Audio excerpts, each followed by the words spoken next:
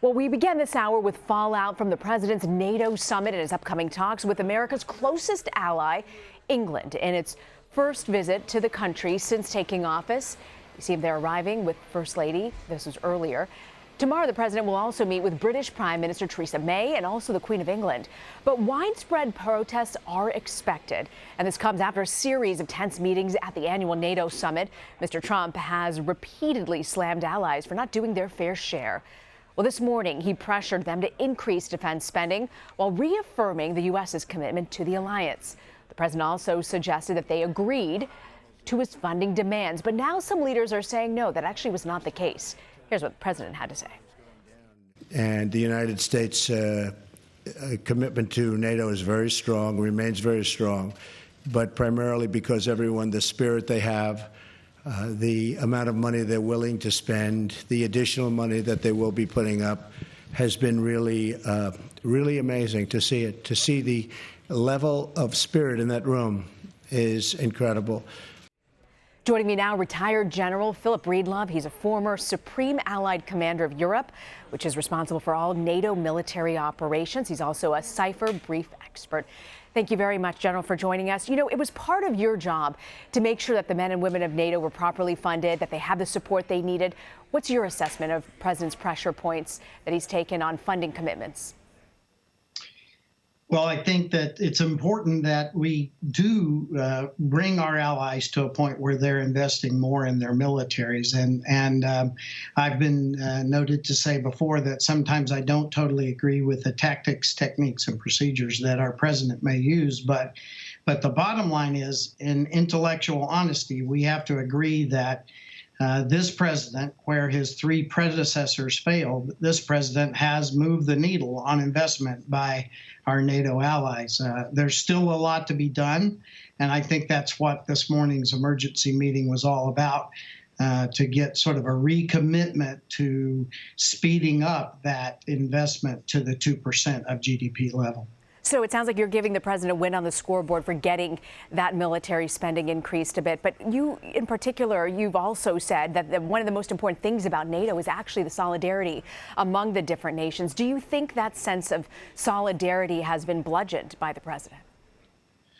So I think this is a really key question, because when asked in the cipher brief and others what I thought would be a successful summit, item one is always the solidarity of the alliance, the commitment to our Article 5 collective defense, the solidarity of our vows to each other. That's number one. And, you know, yesterday we were seeing a lot of the sort of leading in sidebar conversations in one-on-one meetings and some pretty tough language being used. But what we see today is all of the feedback, and we're still awaiting sort of the official records, but the feedback we're getting from what happened in the room was that it was a much more collegial, much more even-keeled conversation inside the room in the actual meetings, and that we came away with 4 or 5 very strong commitments to things that NATO are going to do in the future. And so, again, we're all just acting now on sort of what we heard happen. And as we see what actually happened, I think we're going to see that they got a lot accomplished. So maybe tough meetings on the periphery, and maybe a much more collegial and productive meeting in the actual summit. During his press conference this morning, President Trump was asked about Russia's annexation of Crimea and whether he'd recognize it as part of Russia. I want to play you that bite, General. Long before I got here, President Obama allowed that to happen.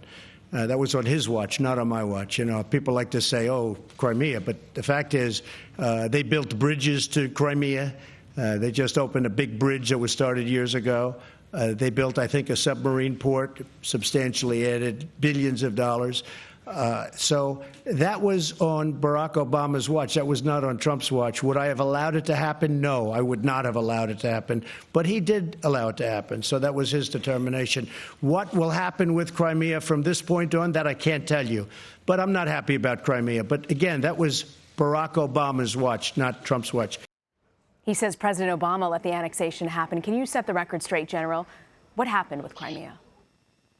Well, first and foremost, the whole Western world allowed Russia to essentially annex Crimea.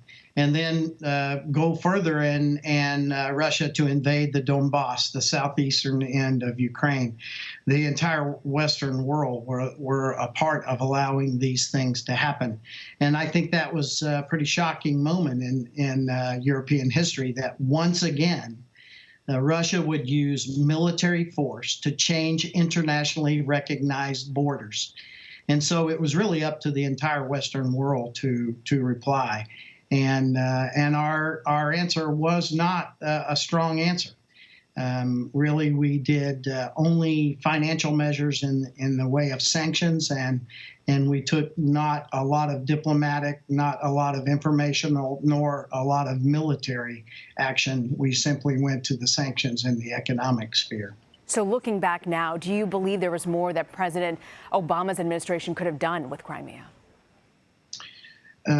Well, I believe that again, let's not try to just narrow this down to the Obama administration, because that makes it a very decidedly political discussion, and I don't think that's really all that helpful. The entire Western world needs to be called to account for what happened in Ukraine.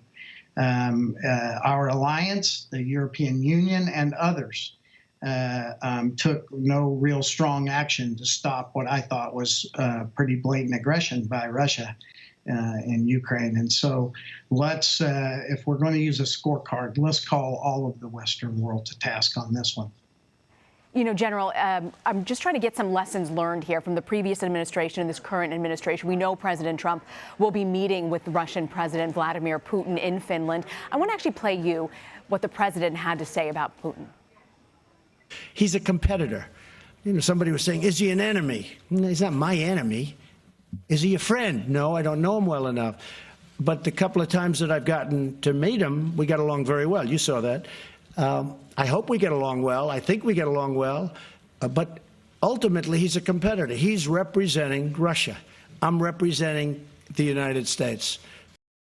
So let's say that Putin is feeling emboldened. Do you think that the NATO alliance is prepared to take him head on? And what action do you believe can be taken? Well, I do believe that we are taking actions inside the NATO alliance right now that are appropriate to better prepare us to meet this challenge.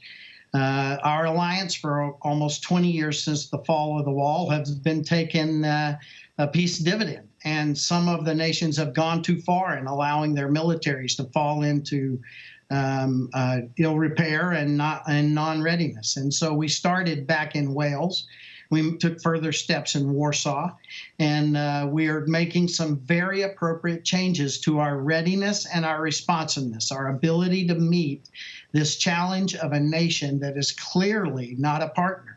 This nation that is once again using force to change internationally recognized boundaries on the European landmass. And so just like the investment pledge that the president is pushing so hard on, we have been working hard at Wales and Warsaw to increase the readiness and responsiveness of our forces. You've seen the battle groups in the Baltic nations and Poland. You've seen an increase in overall readiness of the force, where forces before were at 60, 90, or even 120 days readiness. We're now pushing them much quicker. In fact, during this summit, I believe we agreed to what is being called the 30-30-30. 30 battalions, 30 squadrons, and 30 battleships at an increased readiness. And so I think the alliance has recognized that we need to take concrete actions to be better prepared to meet this very aggressive opponent. General, I want to thank you very much, General Breedlove, for joining us and for your insight. Thank you. It's really nice to talk to you, Rena.